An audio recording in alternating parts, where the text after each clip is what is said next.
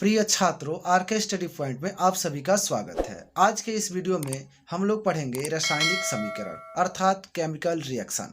यह हमारा lecture number 2 है, जिसमें हम लोग रासायनिक समीकरण और रासायनिक समीकरणों को संतुलित करना सीखेंगे। इससे पहले लेक्चर 1 में हम लोग पढ़ चुके हैं भौतिकी परिवर्तन क्या है, रासायनिक परिवर्तन क्या है, इसके बाद रासायनिक अभिक्रिया क्या होती है, रासायनिक अभिक्रियाओं को कैसे लिखते हैं, इन सारी चीज़ों को हम लोग पढ़ चुके हैं। तो उसका लिंक आप लोगों को डिस्क्रिप्शन में मिल जाएगा, आप वहाँ से जाके देख सकते हैं। चलिए, आज का जो टॉपिक है हम लोगों का रासायनिक समीकरण, उसके बारे में हम लोग बात करेंगे। हमारे पास है टॉपिक रासायनिक समीकरण केमिकल रिएक्शन। सबसे पहले हम इसके डेफिनेशन की बात करेंगे बच्चों। तो यहाँ पे देखिए है कि किसी रासायनिक अभिक्रिया में भाग लेने वाले अभिकारकों तथा अभिक्रिया के फलस्वरूप प्राप्त होने वाले उत्पादों को प्रतीकों या सूत्रों द्वारा निरूपण रासायनिक समीकरण कहलाता है।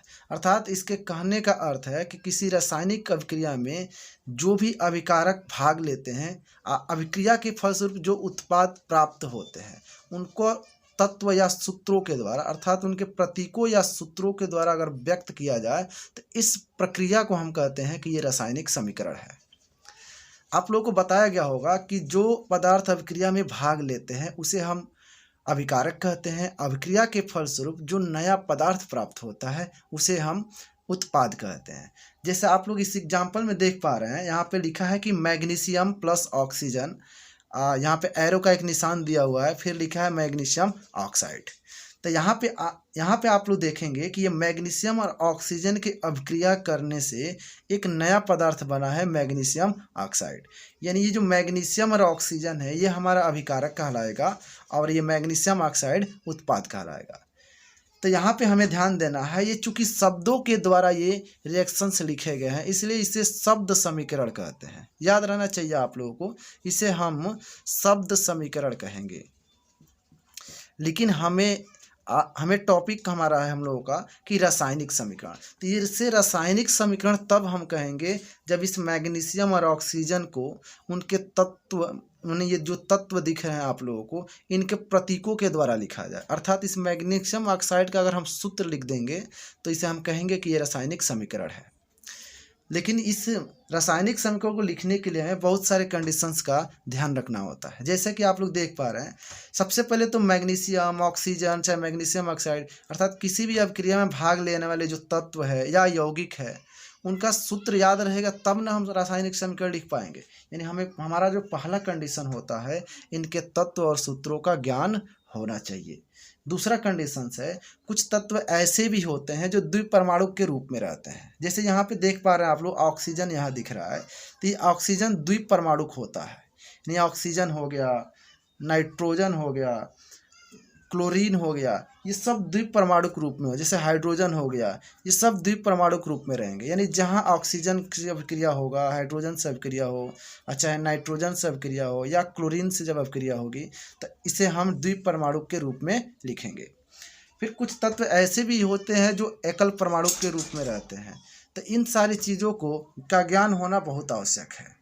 जैसे हम एकल परमाणु की अगर बात करें ना, तो जैसे सोडियम है, मैग्नीशियम है, कॉपर है, ये सारी चीज़ें जो होती हैं वो एकल परमाणु के रूप में होती हैं। जैसे इसी में देखिए, यहाँ पे एक मैग्नीशियम आया है। हम जानते हैं कि मैग्नीशियम का सूत्र Mg होता है, लेकिन मैग्नीशियम जो होता है एकल परमाणुक है कि द्विपरमाणुक है, इन सारी चीज़ों की भी जानकारी हमें आवश्यक है।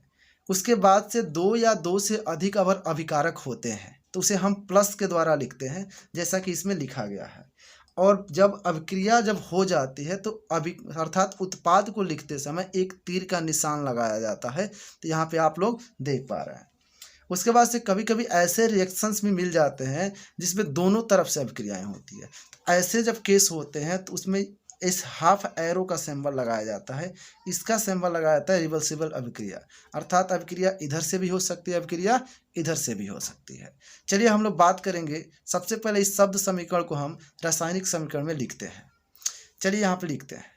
जैसा कि देख पा रहे हैं आप लोग कि मैग्नीशियम का सूत्र होता है Mg, और यहाँ से ऑक्सीजन चूंकि द्विपरमाणुक है इसलिए हम लिखेंगे यहाँ पे O2।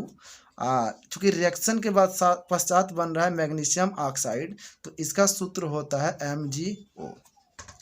ये हमारा ये कहलाएगा ये रासायनिक समीकरण ये ऊपर वाला था शब्द समीकरण, रासायनिक समीकरण। तो यहाँ से रासायनिक समीकरण हुआ, लेकिन अभी हम लोग बात करेंगे ना कि ये रासायनिक समीकरण जो दिया हुआ है, जो हमने अभी लिखा है, ये संतुलित है या असंतुलित है। तो संतुलित और असंतुलित का अगर हम बात करें ना, तो ये जो रासायनिक समीकरण है ये असंतुलित रासायनिक समीकरण है। तो अभी हम लोग पढ़ेंगे कि ये संतुलित रासायनिक समीकरण क्या होता है। तो जब संतुलित पढ़ा जाएगा तो इस रासायनिक समीकरण को भी हम लोग संतुलित करना सीखेंगे, और कैसे रासायनिक समीकरणों को संतुलित किया जाता है इसको भी हमें सीखनी है। तो चलिए हम लोग बात करते हैं आगे संतुलित रासायनिक समीकरण की। तो यहाँ पे हम लोग लिखेंगे, यहाँ पे हेडिंग हम लोग का होगा संतुलित रासायनिक समीकरण। संतुलित रासायनिक समीकरण को समझने से पहले हमें एक चीज़ समझना होगा, द्रव्यमान संरक्षण का नियम। तो कक्षा 9वीं में हम लोग पढ़ चुके हैं कि द्रव्यमान संरक्षण का नियम क्या होता है। तो यहाँ पे आप देख पा रहे हैं कि द्रव्यमान संरक्षण का जो नियम होता है वो कहता है किसी भी रासायनिक अभिक्रिया में द्रव्यमान का न तो निर्माण होता है न ही विनाश होता है। अर्थात कोई भी जब रासायनिक अभिक्रिया होती है तो न तो नया पदार्थ बनता है, अर्थात न ही कोई द्रव्यमान जो है कि उसमें बनता है, न ही उस द्रव्यमान का कोई जो है कि नष्ट होता है, अर्थात विनाश होता है। तो फिर दोनों तरफ परमाणुओं की जो संख्या होगी वो बराबर होनी चाहिए। अर्थात कोई अगर रिएक्शंस हम लिख रहे हैं, अगर उसमें दोनों तरफ परमाणुओं की संख्या बराबर है तब हम कहेंगे कि वो संतुलित रासायनिक समीकरण है। अगर दोनों तरफ परमाणुओं की संख्या बराबर नहीं होती है तो उसे हम कहेंगे कि वो संतुलित रासायनिक समीकरण नहीं है। जैसे अभी हमने ऊपर एक एग्जाम्पल लिया था कि मैग्नीशियम का ऑक्सीजन के साथ अभिक्रिया कराने पर मैग्नीशियम ऑक्साइड बनता है। जैसे देख पा रहे हैं यहीं पे है, यहाँ पे देखिए, यहाँ पे एक मैग्नीशियम, यानी मैग्नीशियम में परमाणुओं की जो संख्या है वो 1 है।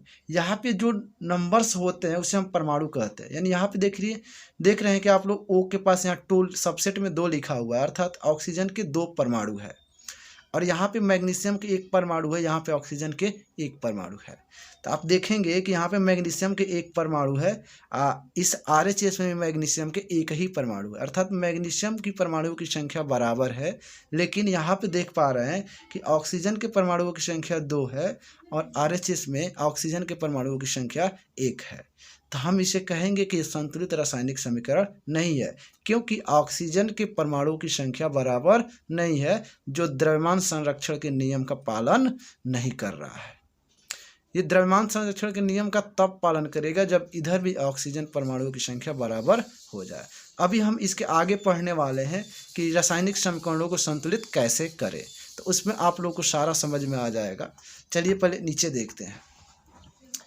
यहाँ पे आप ध्यान देंगे तो संतुलित रासायनिक समीकरण का डेफिनेशन कैसे देंगे, जैसा कि अभी एग्जांपल्स के द्वारा बताया गया। चलिए इसको देखते हैं। यह है कि ऐसा रासायनिक समीकरण जिसके दोनों पक्षों में, अर्थात LHS में और RHS में, प्रत्येक तत्व के परमाणुओं की संख्या बराबर होती है, संतुलित रासायनिक समीकरण कहलाता है। अर्थात अगर LHS और RHS दोनों में अगर प्रत्येक परमाणुओं की संख्या, प्रत्येक तत्व के परमाणुओं की संख्या अगर बराबर है तब हम कहेंगे कि वो रासायनिक समीकरण है। अगर नहीं होता है तो कहेंगे कि संतुलित रासायनिक समीकरण नहीं है। तो चलिए हम लोग देखते हैं, संतुलित रासायनिक समीकरण को लिखना सीखेंगे आज। चलिए कोई संतुलित रासायनिक समीकरण हम लिखते हैं और जाँच करते हैं कि संतुलित है या नहीं है। जैसे कोई भी एक रिएक्शंस हम ले लेते हैं, जैसे मान लीजिए हम लेते हैं जिंक को सल्फ्यूरिक अम्ल से अभिक्रिया कराते हैं। सल्फ्यूरिक अम्ल का सूत्र होता है H2SO4। जब इसके साथ हम लोग अभिक्रिया कराते हैं तो जिंक सल्फेट प्राप्त होता है और इसी के साथ हाइड्रोजन गैस निकल जाता है। अब हम लोग बात करेंगे कि ये जो नीचे समीकरण लिखा गया है, रासायनिक समीकरण लिखा गया है, ये संतुलित है या असंतुलित है। अगर असंतुलित है तो इसे हम संतुलित करना सीखेंगे। तो इसकी जांच के लिए एक विधि होती है। हम यहाँ पे लिख देंगे तत्व और यहाँ पे लिख देंगे LHS और यहाँ पे लिख देंगे RHS। मतलब LHS में परमाणुओं की संख्या, RHS में परमाणुओं की संख्या। जैसे यहाँ पे देख पा रहे हैं एक जिंक एक तत्व है, यहाँ पे हाइड्रोजन भी एक तत्व है, यहाँ सल्फर है और एक ऑक्सीजन है। इधर भी देखिए उतना ही है, जिंक है, सल्फर है, ऑक्सीजन है और हाइड्रोजन है। अब इसमें हम देखते हैं कि जो जिंक है वो LHS में कितना है और RHS में कितना है। तो यहाँ देखिए, यहाँ जिंक की संख्या परमाणुओं की संख्या 1 है तो यहाँ लिखेंगे LHS में 1, और इधर भी जिंक की संख्या 1 है तो लिखेंगे 1। यहाँ हाइड्रोजन की संख्या 2 है, आप देख पा रहे हैं, तो LHS में हाइड्रोजन के परमाणुओं की संख्या 2 है, और RHS में भी हाइड्रोजन के परमाणुओं की संख्या 2 है। और यहाँ पे सल्फर देखते हैं, तो सल्फर LHS में 1 है तो यहाँ पे परमाणु की संख्या 1 लिखेंगे। यहाँ पे भी सल्फर 1 है तो सल्फर 1 लिखेंगे। ऑक्सीजन के देखें ना, तो ऑक्सीजन का 4 इधर है, 4 इधर है, यानी 4 4 दोनों में बराबर है। इस चार्ट को आप लोग ध्यान से देखिए, जितने जिंक इधर LHS में है उतना ही जिंक RHS में है, जितना हाइड्रोजन LHS में है उतना हाइड्रोजन RHS में भी है, जितना सल्फर LHS में है उतना ही सल्फर RHS में है, जितना ऑक्सीजन LHS में है उतना ही ऑक्सीजन RHS में है। अर्थात हम कहेंगे कि इस समीकरण में दोनों तरफ तत्वों के परमाणुओं की संख्या बराबर है, अतः यह समीकरण संतुलित रासायनिक समीकरण है। अब हम आगे जो असंतुलित रासायनिक समीकरण होते हैं उसको हम लोग संतुलित बनाना सीखेंगे। तो चलिए हम लोग बात करते हैं असंतुलित रासायनिक समीकरणों को संतुलित करना।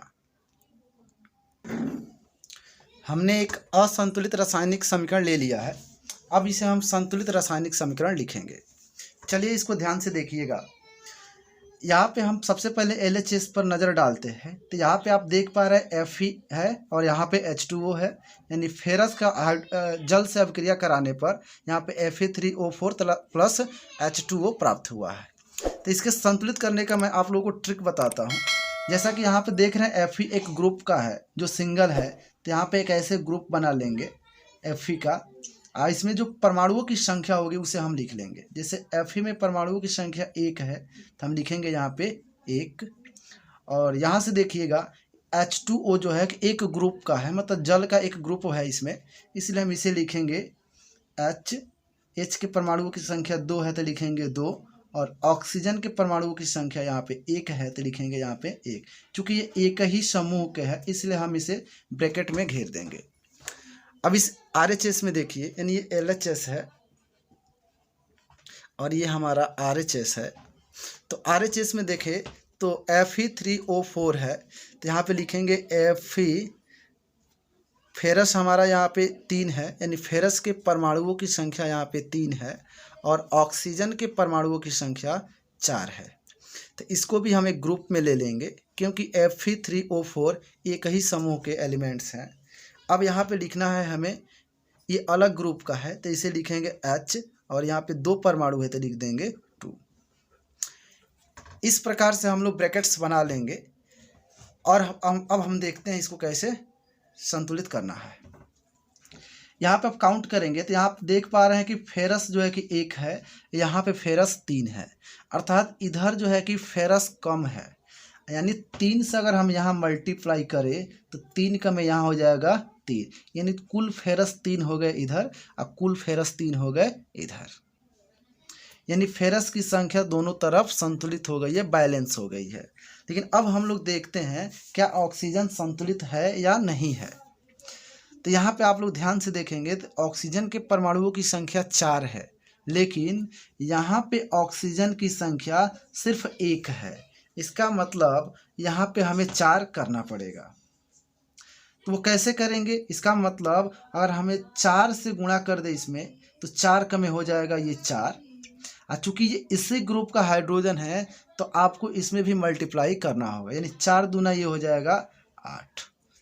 अब देखिए ऑक्सीजन के तो परमाणुओं की संख्या 4 हो गई, RHS में भी ऑक्सीजन के परमाणुओं की संख्या 4 हो गई, लेकिन LHS में हाइड्रोजन के जो परमाणुओं की संख्या है वो 8 हो गई है, और RHS में परमाणुओं की संख्या, हाइड्रोजन परमाणुओं की संख्या सिर्फ 2 है, यानी इसे भी हमें 8 बनाना होगा।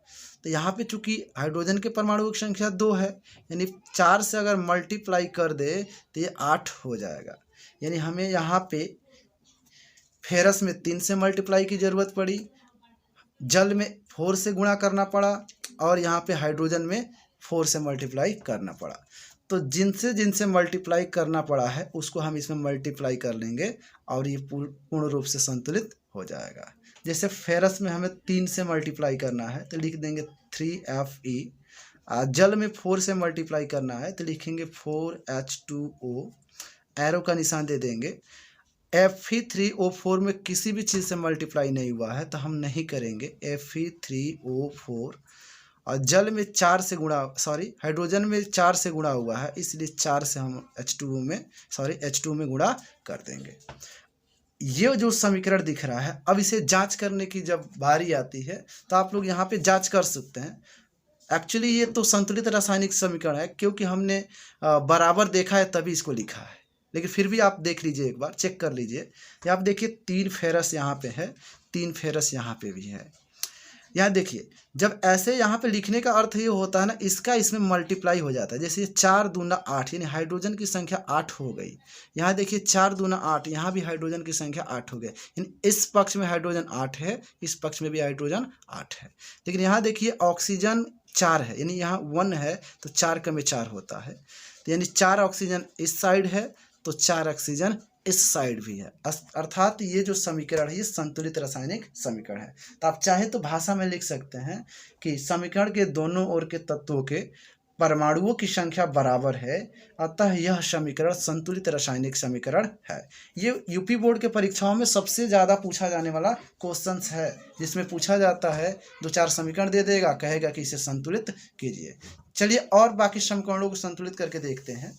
जैसे मान लीजिए कोई एक समीकरण और लिख लेते हैं, एक बहुत ही आसान सा है, H2 प्लस O2 जब रिएक्शंस कराते हैं तो बनता है H2O, यानी हाइड्रोजन और जल को जब मिलता है तो ये जल का निर्माण हो जाता है। तो इसको हम लोग समझते हैं एग्जाम्पल 2 में, इसको संतुलित करेंगे हम लोग। तो चलिए इसको भी संतुलित हम लोग करते हैं। यहाँ पे आप देख पा रहे हैं कि हाइड्रोजन और ऑक्सीजन अलग अलग ग्रुप में है, इसलिए हम यहाँ पे अलग अलग ग्रुप बनाएंगे। बस ये ट्रिक आप लोग को याद रखना है, ये बहुत ही आसान ट्रिक है जिससे हम बहुत कम समय में इसको सॉल्व कर सकते हैं। जैसे यहाँ पे हाइड्रोजन की परमाणुओं की संख्या 2 थी, तो हमने एक ग्रुप बना के हाइड्रोजन के परमाणुओं की संख्या 2 नोट कर लिया। अब यहाँ पे ऑक्सीजन के परमाणुओं की संख्या 2 है, तो यहाँ पे हम लोग ऑक्सीजन लिख के यहाँ पे 2 परमाणु दिखा के एक ग्रुप बना देंगे। यहाँ पे चूंकि जो जल है, जल का एक पूरा ग्रुप है, तो इसलिए हम ना एक ही ग्रुप में दोनों को दिखाएंगे, यानी H के परमाणुओं की संख्या 2 दिखाएंगे और ऑक्सीजन के परमाणुओं की संख्या 1 दिखाएंगे। देखिए ग्रुप इसलिए हम बना रहे हैं ना, ताकि किसी चीज़ से जब मल्टीप्लाई करेंगे तो ये दोनों में मल्टीप्लाई होगा। ये ना कि अगर मान लीजिए हाइड्रोजन में 2 की आवश्यकता है, 2 से गुणा करने की आवश्यकता है, तो इसमें 2 से करेंगे तो सिर्फ हाइड्रोजन में ही होगा, नहीं, ये चूँकि ग्रुप में ऑक्सीजन भी है इसलिए ऑक्सीजन में भी हो जाएगा। चलिए पहले बात करते हैं हम लोग। यहाँ देखिए हाइड्रोजन की संख्या 2 है, तो RHS में भी तो हाइड्रोजन की संख्या 2 है, इसका मतलब हाइड्रोजन संतुलित है। लेकिन क्या ऑक्सीजन संतुलित है? तो नहीं। देखिए यहाँ पे ऑक्सीजन 2 है और यहाँ पे ऑक्सीजन के परमाणु की संख्या 1 है। किधर कम है? तो आप लोग का जवाब होगा RHS में। तो फिर RHS में तो हमें 2 से मल्टीप्लाई करनी पड़ेगी, क्योंकि 2 ऑक्सीजन इधर है, 2 ऑक्सीजन इधर करना पड़ेगा, और 2 का में 2 होता है, तो 2 से हम मल्टीप्लाई इसमें कर देंगे। तो यही तो अब ये बोल रहे थे कि 2 से मल्टीप्लाई होने का मतलब ये नहीं है कि सिर्फ ऑक्सीजन में होगा, क्योंकि ये ग्रुप में है इसलिए 2 का मल्टीप्लाई इसमें भी होगा, 2 का मल्टीप्लाई इसमें भी होगा। ये हो जाएगा 2 दूना 4, ये 2 का में 2। अब देखिए ना यहाँ पे हाइड्रोजन अब 4 हो गए, इधर हाइड्रोजन अभी 2 ही है। इसका मतलब इस हाइड्रोजन में भी अब जो है कि किसी न किसी चीज़ से मल्टीप्लाई करना होगा। तो 4 लाने के लिए हमें 2 में 2 से मल्टीप्लाई करना होगा, अर्थात जब हम 2 से H2 में मल्टीप्लाई करेंगे तो ये मिल जाएगा 4। अब आप देखेंगे तो ये संतुलित नज़र आएगा। देखिए हाइड्रोजन के परमाणुओं की संख्या 4 है, इसमें भी हाइड्रोजन के परमाणुओं की संख्या 4 है, यहाँ पे ऑक्सीजन 2 है, यहाँ पे ऑक्सीजन 2 है, यानी पूर्ण रूप से ये संतुलित हो चुका है। लेकिन ऐसे थोड़ा ही ना हुआ, इसमें कुछ न कुछ से गुणा करना पड़ा, तो जिसका जिसमें गुणा किए हैं हम लोग लिख लेंगे। जैसे H2 में हमें 2 से मल्टीप्लाई करनी पड़ी है, तो यहाँ पर लिख देंगे 2H2। ऑक्सीजन में किसी भी चीज़ का मल्टीप्लाई नहीं किए हैं, इसलिए लिखेंगे सिर्फ O2। और यहाँ पे H2O में भी 2 से मल्टीप्लाई करना पड़ा है, ये लिख देंगे 2H2O। ये हमारा जो समीकरण होगा ये संतुलित रासायनिक समीकरण हो जाएगा। ऐसे ही बाकी बहुत सारे एग्जाम्पल्स है जो एग्जाम्स में पूछे जाते हैं। चलिए एक एग्जाम्पल्स और कराते हैं जिससे ये पूरा कंफर्म हो जाए आप लोगों का। तो चलिए एक एग्जाम्पल्स और ले लेते हैं। तो हमारा जो अगला एग्जाम्पल्स होगा वो होगा Na प्लस H2O की जब अभिक्रिया कराते हैं तो ये प्राप्त होता है NaOH प्लस H2। अब इसे हमें संतुलित करना, एग्जाम्पल नंबर 3 हो जाएगा ये। चलिए इसको भी संतुलित करते हैं। इस ट्रिक का प्रयोग कीजिए आप लोग, बहुत जल्दी आप कर पाएंगे। जैसे यहाँ पे देखिए सोडियम लिखिए, सोडियम के परमाणु की संख्या 1 है तो 1 लिखिए। इस जल वाले जो है कि ग्रुप्स को लिखिए, तो यहाँ पे हो जाएगा हाइड्रोजन के परमाणु की संख्या 2 है तो 2 लिखेंगे, ऑक्सीजन के परमाणुओं की संख्या 1 है तो 1 लिखेंगे। इसको भी आप ऐसे बना लीजिए। फिर यहाँ पे देखिए RHS वाले में तो सोडियम 1 है और ऑक्सीजन भी 1 है और हाइड्रोजन भी 1 है। लेकिन ये देखिए 3 एलिमेंट्स का ग्रुप है, तो हम ऐसे 3 एलिमेंट्स का ग्रुप बनाएंगे। फिर जो है कि H2 का एक अलग ग्रुप है, इसलिए हाइड्रोजन का 2 परमाणु दिखा के एक अलग सा ग्रुप बनाएंगे। ये सारे ग्रुपिंग्स हो चुकी है। अब हमें बस संतुलित असंतुलित देखना है। यहाँ पे देखिए सोडियम की संख्या 1 है, यहाँ सोडियम के परमाणुओं की संख्या भी 1 ही है, अर्थात ये सोडियम संतुलित है। अब देखिए हाइड्रोजन, यहाँ हाइड्रोजन की संख्या 2 है, जबकि यहाँ पे हाइड्रोजन की संख्या 2, यहाँ पे 1, यहाँ पे 2 और 1 3 है, अर्थात इधर 3 है इधर 2 है। इसका मतलब इधर हाइड्रोजन परमाणुओं की संख्या कम है, तो जिधर कम होता है उधर ही हमें मल्टीप्लाई करनी होती है। तो चलिए हम लोग कर देते हैं। यानी अगर हम 2 से यहाँ पे मल्टीप्लाई करते हैं तो यहाँ से हाइड्रोजन की संख्या जो होगी 2 दूना 4 हो जाएगा और ऑक्सीजन की संख्या 2 कम में 2 हो जाएगी। क्या अब देखते हैं अब संतुलित हुआ? लेकिन अब भी नहीं हुआ। आप लोग ध्यान से देखिए, हाइड्रोजन 4 हो गया, यहाँ पे हाइड्रोजन अभी 2 और 1 3 ही है। इसका मतलब ये है कि इस हाइड्रोजन में अगर 2 से मल्टीप्लाई कर देते ना तो 2 और 2 4 हो जाता।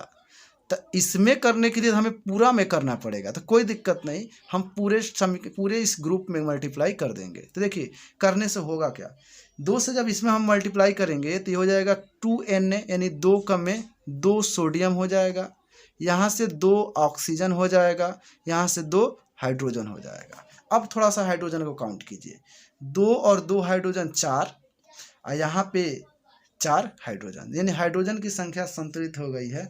लेकिन हाइड्रोजन के चक्कर में बहुत सारे एलिमेंट्स की परमाणुओं की संख्या बिगड़ गई है। जैसे देखिए ना, सोडियम यहाँ 1 है, अब सोडियम यहाँ 2 हो गया। तो कोई बात नहीं, इधर 2 से मल्टीप्लाई कर दीजिए, 2 कम में 2, इधर भी 2 सोडियम हो चुके हैं। अब एक चीज़ और बच गया है, ऑक्सीजन। क्या ऑक्सीजन बराबर है? हाँ बिल्कुल बराबर है। यहाँ पे ऑक्सीजन की संख्या 2 है, यहाँ भी ऑक्सीजन की संख्या 2 है, अर्थात अब ये जो पूरा समीकरण है वो संतुलित हो सकता है इन चीज़ों के मल्टीप्लिकेशन से। चलिए कर लेते हैं, फटाक से इसको सॉल्व करते हैं।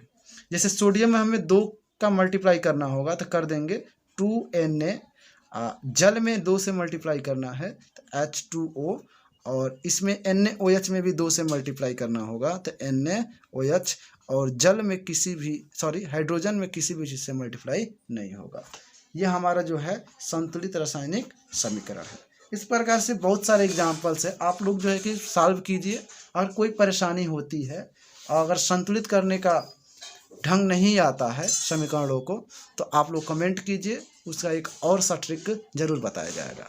Thank you.